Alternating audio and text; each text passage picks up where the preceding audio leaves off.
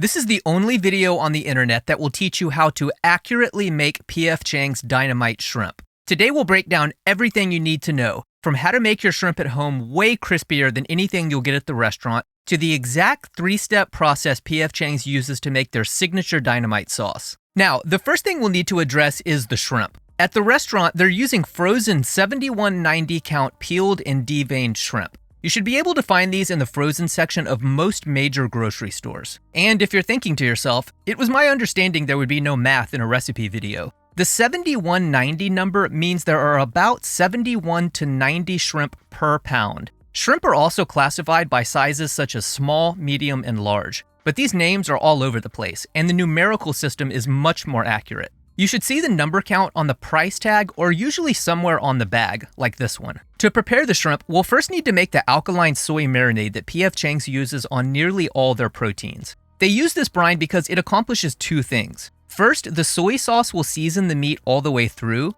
and secondly, baking soda will make the brine alkaline, which will alter the protein structure of the shrimp, and this helps keep them extra juicy. It also gives them that signature bouncy texture you get from the best takeout places. Now, to make the Alkaline Soy Marinade, let's start with 1 cup of water in a large bowl. And to that, add 1/3 cup of soy sauce. And for all the soy sauce in this recipe, we're using Lee Kum Kee's low sodium version, the one in the green bottle, just like they do at the restaurant. Next, toss in half a teaspoon of baking soda and whisk until all the ingredients are well combined and the baking soda is dissolved. Now pour the brine over the frozen shrimp. And if you're using a 12-ounce bag like I have here, you'll probably need to double the marinade recipe to make sure they're all submerged. And then you'll just thaw the shrimp out in the marinade. You'll want to let them sit until they are completely defrosted, which takes about an hour at room temperature or a few hours in the fridge. When the shrimp are ready, strain them from the alkaline soy brine and pat them dry with paper towels. And you can prepare the shrimp up to 2 days in advance and store them in the fridge until you're ready to use them. Next up is the dynamite sauce. And this is something almost everyone online gets totally wrong. But before we get to that, I'd like to apologize to you all for not posting videos for the past several months. I was dealing with some health issues, and I'm not gonna lie, it was a little iffy at times. I couldn't breathe for several months, and facing your own mortality for the first time is unsettling.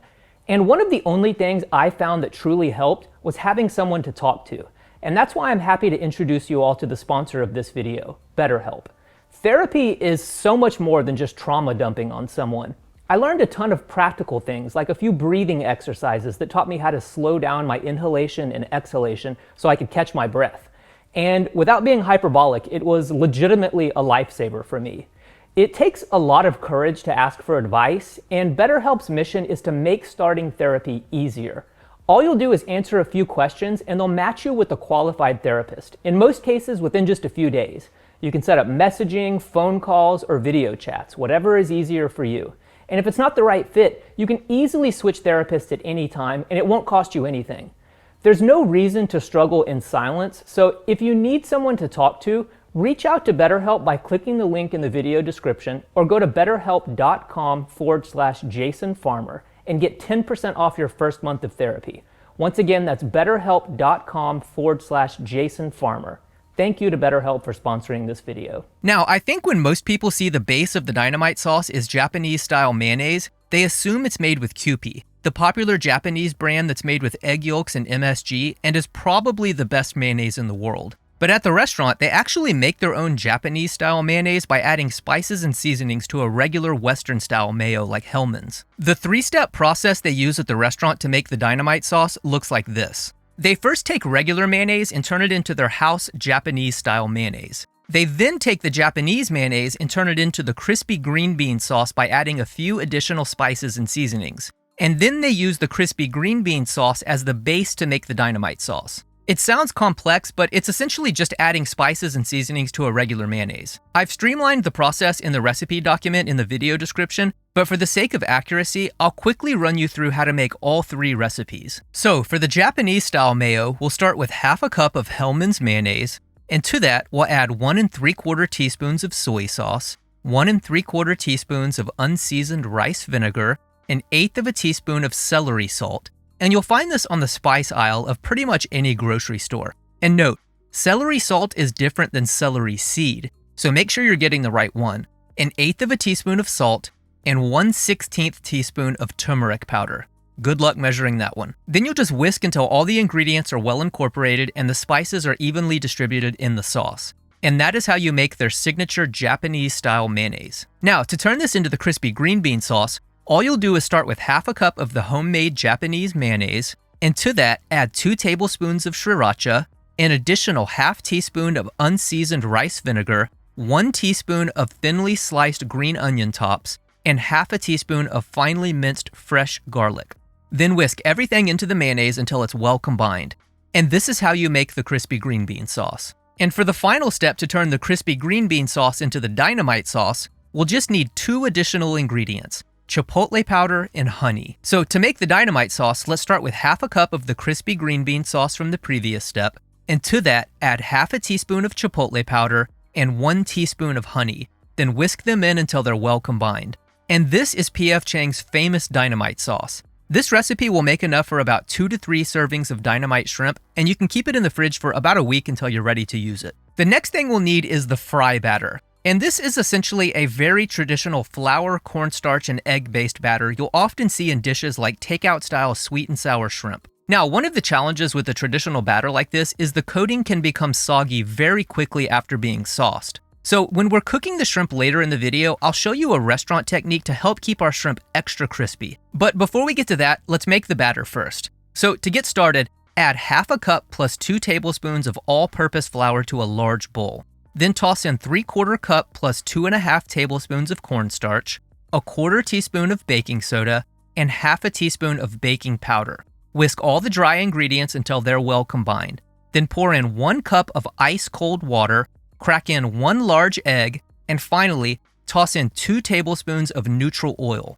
Now whisk until everything is evenly distributed and you no longer notice streaks of the egg or the oil. And you can make this batter several hours in advance. Just make sure you keep it in the fridge until you're ready to use it because you want the batter to be ice cold when you're frying the shrimp. Now, for the crispy rice stick garnish, these are just dried rice noodles that have been deep fried so they puff up to look like packing material. They're really easy to make, but there are a couple of things you'll need to get right to do it correctly. First off, at most Asian grocery stores, you'll find these labeled as rice vermicelli, rice sticks, or mei fun. They're all variations of the same thing, thin rice noodles. But I've consistently gotten the best results with 3 Ladies brand Vietnamese rice vermicelli in the medium size. To make them at home, let's start by heating our oil to 425 to 450 degrees Fahrenheit. And I know this seems very hot, but if you fry rice noodles at lower temperatures, they tend not to puff up as quickly, which causes them to absorb a lot of oil and turn a weird shade of brown. So make sure you're using a high smoke point oil. Then take your bunches of rice noodles and pull the strands apart.